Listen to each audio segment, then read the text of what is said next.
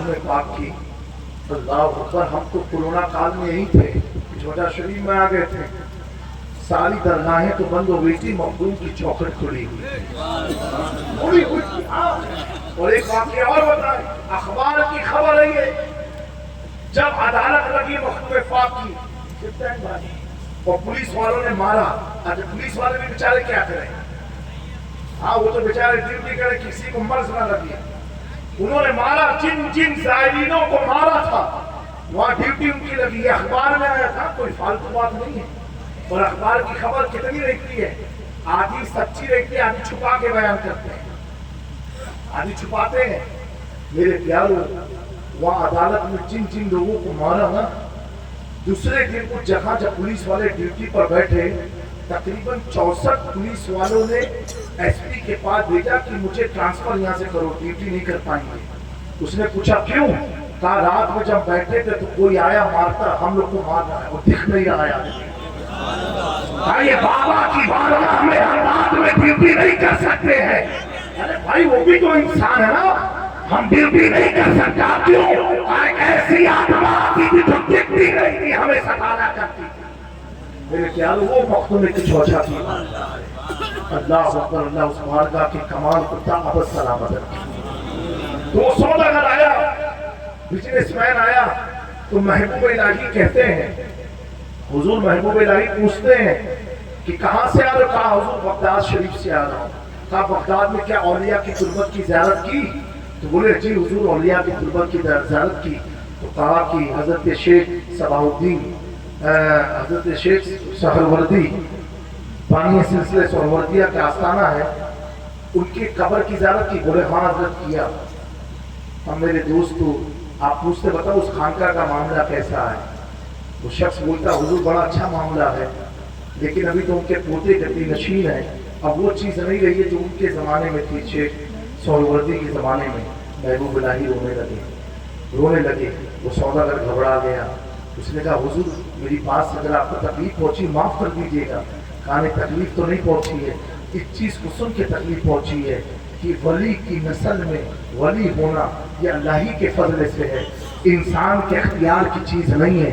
नबी की नस्ल में अल्लाह ने काफिर को पैदा फरमाया। नबी की नस्ल में नूह अलैहिस्सलाम का बेटा क्या था? तो हजरत महबूब इलाही फरमाते हैं ये अल्लाह का फजल है कि किसकी नस्ल में वली हो या इल्म फजल वाले लोग हो, मुत्तकी हो, परहेजगार हो, ये फजल इलाही से मिलता है। और दुआ फरमाइए अल्लाह मेरे कबीले को शाद और आबाद रखना। या अल्लाह दुआ मांगी, अल्लाह अकबर। पता क्या चला कि वली की नस्ल में वली ये अल्लाह की अदा से होता है, फजल इलाही से होता है।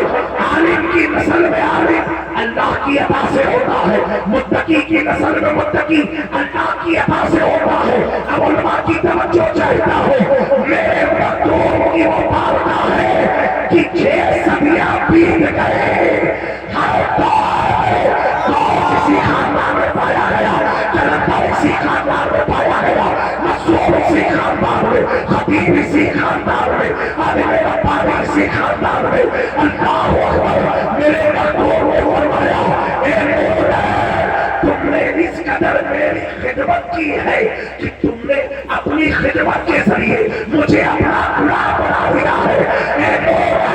तुम अपनी औलाद के लिए फिक्र मत रखना, मैंने अल्लाह के हुजूर दुआ मांगी है, ए अल्लाह नूर की नस्लों में उलमा को पैदा फरमा, औरफा को पैदा फरमा, मसूद को पैदा फरमा, कलंदर को पैदा फरमा।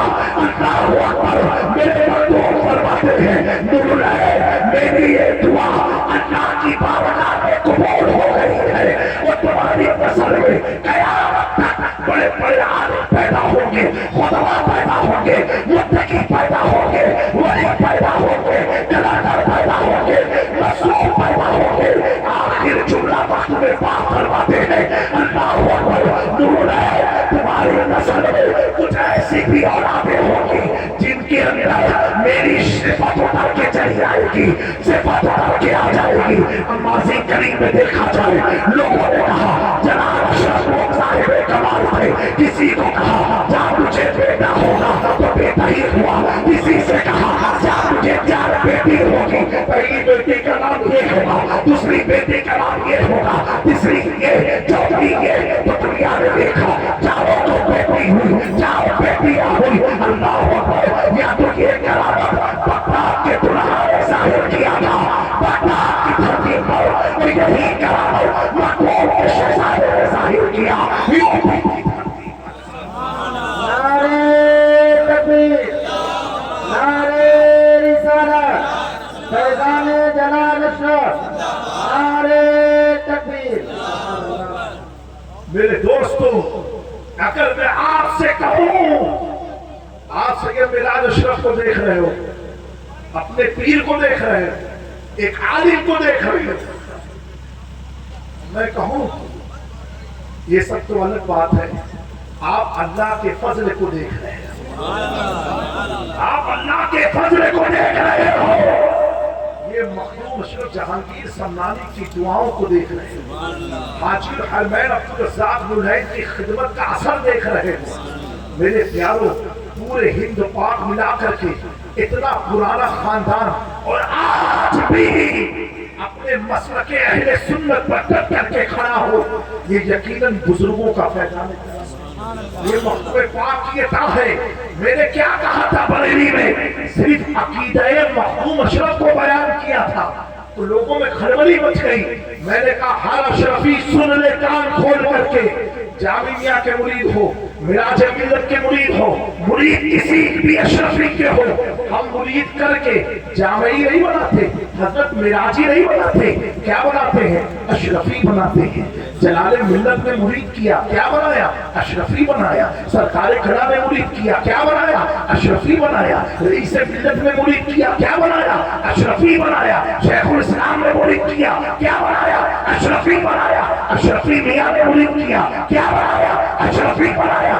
یہ سارے مشائخ تمہیں مخدوم اشرف سے جوڑ دیتے ہیں اور یہ بتا دیتے ہیں کہ سنو، وقت اگر فتنے کا آ جائے تو ادھر مت دیکھنا، مخدوم اشرف کی تعریف اشرفی کا عقیدہ دیکھنا۔